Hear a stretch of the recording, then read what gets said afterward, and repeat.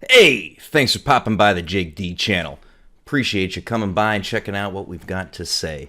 Now, typically here, we are talking pop culture with JakeD, or we're howling about entertainment.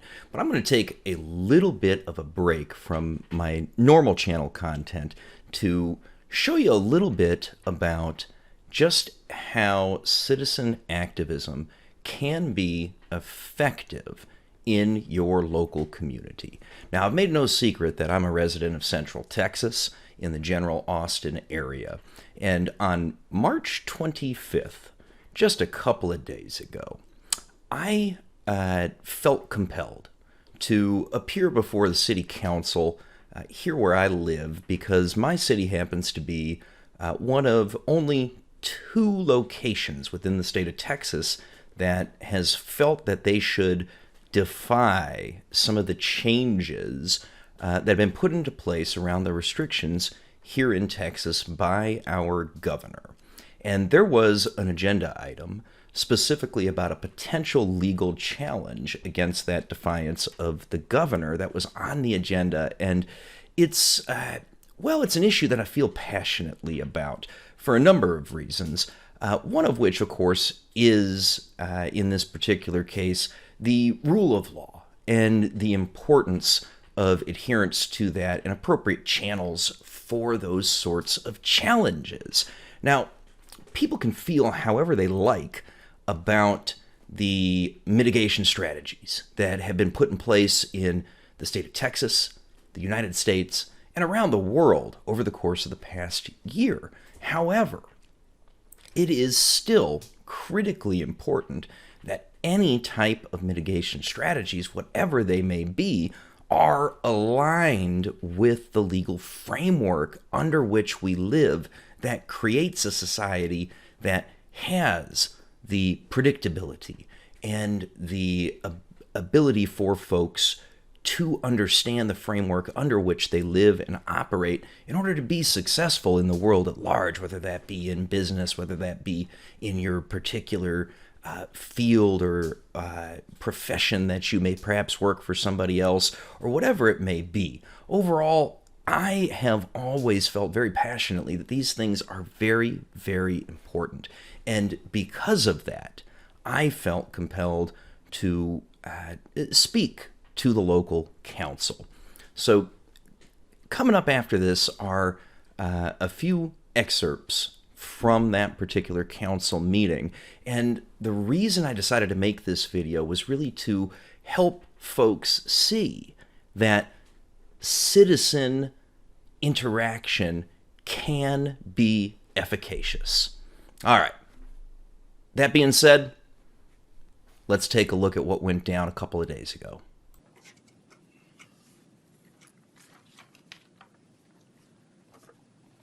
Mayor Morgan, Council, appreciate the opportunity to speak in front of you. Forgive me if I'm a little bit rusty. It's been about 11 years since I've been in front of an elected body. However, what I wanted to address today is, again, that the simple fact that Agenda Item J is even under discussion tonight shows us that the Council, the Mayor, and the City Attorney have concern about whether or not this emergency ordinance can stand under a legal challenge. Each and every one of us, in any aspect of our lives, reports to a higher power in some way, shape, or form, whether that be my director at the office, whether that be within the religious and spiritual spheres, whether that be as an elective body reporting and accountable to your constituents, the people who elected you to sit in front of us and represent us, and importantly, legally, to the Constitution of the state of Texas and to the statutes thereunder. Now, when the emergency ordinance was placed into effect, Mayor Morgan, you were interviewed specifically by KView, and you stated on June 30th, and I quote, "We had been watching it closely, monitoring it since the governor allowed us to implement this on businesses' work, making them require employees and customers to wear masks."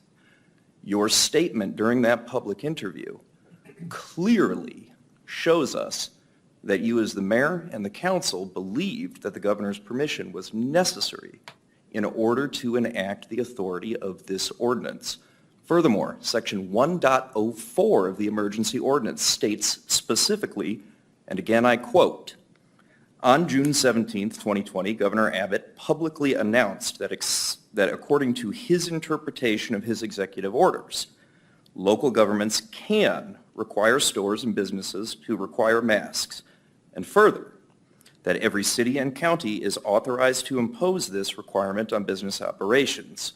This is the precise text of the ordinance.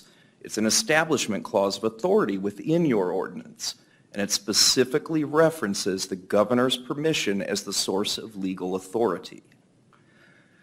Additionally, the city has repeatedly stated that due to the home rule ordinance, you are able to enact this ordinance that is contrary to the governor's orders. However, home rule cities are organized under Article 11, Section 5 of the Texas State Constitution, which states, and again I quote, "No charter or any ordinance shall contain any provision inconsistent with the Constitution of the state or the general laws."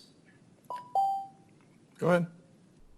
I'm going to break in here to make a point. So that beep beep that you saw was the time limit, because citizen communication is generally limited to 3 minutes while in front of the council during these types of meetings. So what happened? Why was I allowed to continue speaking? Because I was doing so respectfully and well-sourced and well put together. And as a result of that, the mayor allowed me to finish what I had come in front of the council to say. Let's take a look at just what that was. No, you go ahead. Thank you. I'll give you a few more minutes. Continuing on that, the general laws that allow the organization of a home rule city are under the code of the local government code, specifically Title II, Subtitle A, Chapter 9, which is a general law of the state of Texas. Now, Governor Abbott, in his executive order GA 34, stated in Section 1B, "No person may be required by any jurisdiction to wear or to mandate the wearing of a face covering." In Section 2C, Romanet 3, the governor specifically stated that no jurisdiction may impose a penalty of any kind for failure to wear a face covering or failure to mandate that customers or employees wear face coverings. Further, in Section 9 of GA 34, the governor stated specifically, "I hereby suspend any relevant statutes to ensure that local officials do not impose restrictions that are inconsistent with this order." The City of Round Rock's emergency ordinance is specifically inconsistent with this order.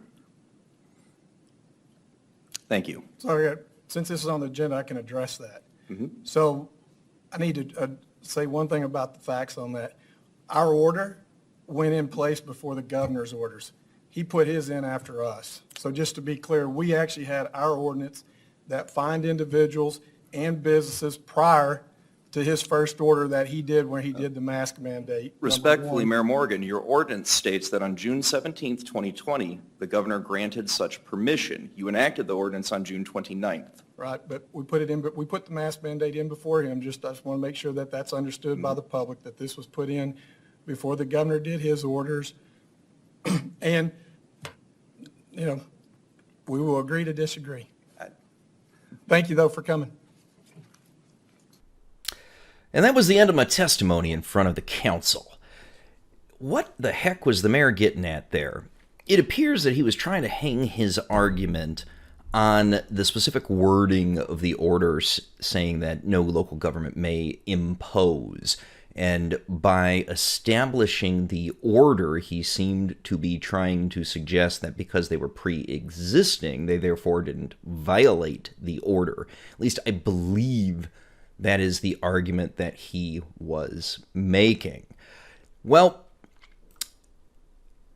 interestingly, as was on the agenda, the council did indeed adjourn to executive session, which is a closed-doors meeting under which they're able to discuss in private concerns, etc. Now, the council, they went into this executive session for almost an entire 90 minutes, during which they discussed the particular issue with the city attorney.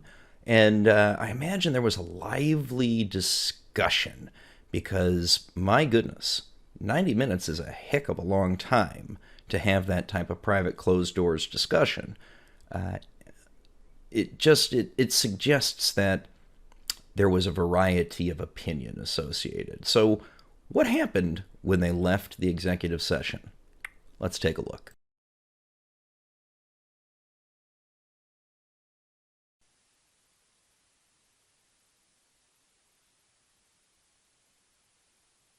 Challenge to the city's emergency ordinance mandating face coverings. Do I hear a motion? Mayor and Council, I make a motion to direct the city manager to place an ordinance on the April 8th agenda to repeal the mask ordinance. Do I have a second? Second. Motion made by Councilmember Baker, second by Councilmember Montgomery. Any other discussions?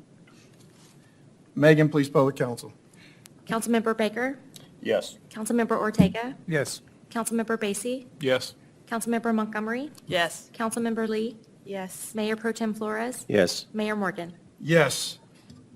And we stand adjourned. Well, there you have it. They have placed a repeal of their emergency ordinance on the agenda for the next meeting. That ought to be a lively one, and I'm going to be at that one as well. We'll see how it goes down. We'll see what happens ultimately.